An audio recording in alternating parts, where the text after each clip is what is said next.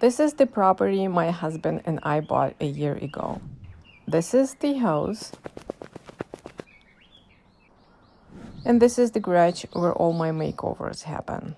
This is the staging wall I'm going to be working in this video. But to complete the story, to explain you why, we need to get back to the house. The house is a fixer-upper. It is livable for now, but next year we're planning on doing a major renovation. A lot needs to be done, but unfortunately our budget is limited. So as you might have guessed, much of it will be DIY projects. And oh my god, I have so many ideas. Some of them I have never ever done in my life, including the accent wall in the living room I want. These images were generated by the AI based on my very detailed prompt. And before doing something like that in the house, I decided to make, let's call it a trial attempt, in the garage and create a new staging wall. When we first moved in, the wall looked like this. Then I simply painted it and it worked for me for over a year. And now for the training purposes, I decided to sacrifice this wall and do an experiment. Or two. Here you can see I taped the wall. It was my first time taping and I think I did okay. Professional taper would probably say it's awful, but it's good enough for me. To create my wall, I'm using this pre-mixed all-purpose drywall compound. For the size of my wall, one bucket would be enough, but I had some leftovers from the other project, so I used that, and that's why I ended up buying another one. Before applying the compound to the wall, I decided to tint it in the colors I picked, which was sage green and blush pink, like dusty rose pink. And because it's pretty challenging to find some kind of tinting paste here in Canada, I decided to go with the paint. I started with the green color. I had lots of the paint leftovers in different shades of green and a little bit bluish. And to get that sage green, I added some orange color and some beigey. Whatever I had and whatever I thought would work, I just mixed it in there to get the color I wanted. And it worked, or at least that's what I thought. But there was a catch, and I'll tell you about it later. And then I started applying a thin layer of the compound to the wall, but thick enough to cover the white paint underneath. Since I couldn't find my trowel, I applied it with a putty knife and it worked for me. The wall wasn't that big. I didn't try too hard to smooth it out because I wanted the surface to have some texture anyway. Plus, later on, I covered the entire surface with plastic film. I did it because I wanted that concrete kind of look and even more texture. I came back in about 3 hours and I took the plastic off. The compound started drying, but it was still a little bit wet, so I was able to smooth out all those rough spots and edges. And I can tell you right now that for what I'm going to be doing next, cover it with the plastic, it wasn't necessary. I could have just applied the compound and just left it to dry. But I was experimenting and I was trying different technique to see how it was gonna look. I left the compound to dry over the night and in the morning I mixed the pink one. And here I made one crucial mistake, the same mistake I made with the green one as well. I didn't mix enough compound.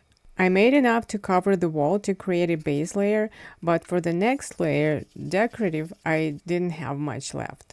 I mean, I still had the white one, but usually when I mix my own custom color, there is no way I would be able to recreate the same color again. Pink compound I applied the same way I applied the green one, and I reused the same plastic film.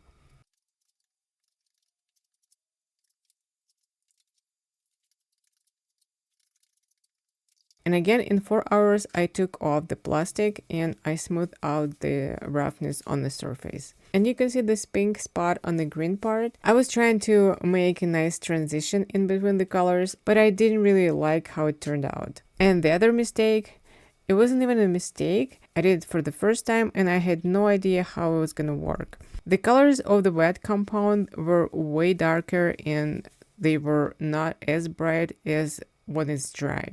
I expected it to be lighter because I applied pretty thin coat over light paint, but I didn't expect it to be as colorful. The green wasn't looking like a sage green, it was just like green. And the pink wasn't looking like a blushed pink. I mean, it was, but not the way I wanted it to be. So next time, for sure, before applying anything to the wall, I will have it tested on a smaller surface. But this was an experiment, so I was okay with the result. At this point, I had two colors on the wall and they didn't really interact with each other, except for those green marks on the pink side, and I kind of like them. I needed to blend somehow one color into the other and make the transition look seamless. But I had a teeny bitty problem there. I was out of the pink compound and I had very little of the green. And like I said, there was no way I would mix the same colors, so I made a plan B and decided to try another technique. I'm not sure about the name of this technique here in Canada in English, but in the country where I am originally from, it's called a world map. First, I mixed the second batches of the compound and I tried to be as close to original colors as it was possible. First, with a putty knife, I applied the compound to the trowel. Yes, I found this old trowel. Didn't find anything better, but it worked.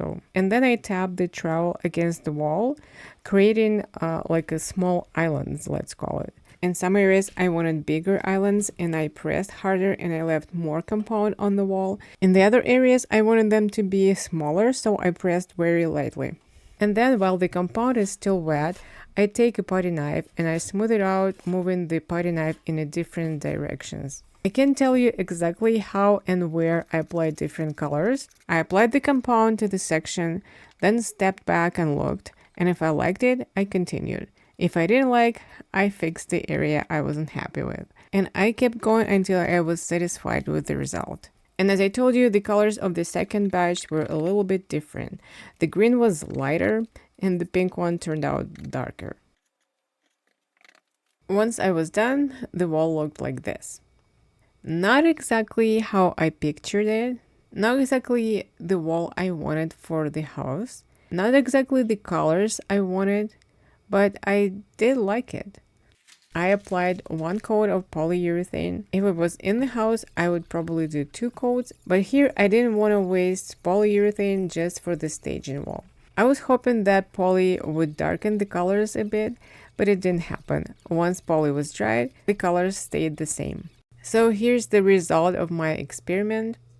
And even though the colors were not the same colors I wanted, I did like this wall. Every time I entered the garage, it made my heart happy. I like seeing this wall in the background of my videos, but as a staging wall, it didn't really work. I had this wall for about 2 weeks and I staged a couple of pieces and I realized that the wall was way too much. It was too bright, it was overpowering, and it took all the attention away from the furniture. It was a great accent wall and I loved it, but as a staging wall, it didn't really work. But the texture of the wall makes it versatile for repainting. It will look good painted in one color. Additionally, the texture can be highlighted with different shades of paint, either similar tones or contrasting ones. For now, I painted in a light gray color. I will keep it this way for a while, but who knows what happens in 2 weeks. It kinda looks like a moon surface with just one color, but for now I need a neutral staging wall and I think this one will work. And like I said, who knows, maybe in 2 weeks I will add a little bit of contrast. That's it for today. Thank you so much for watching and see you in my next video.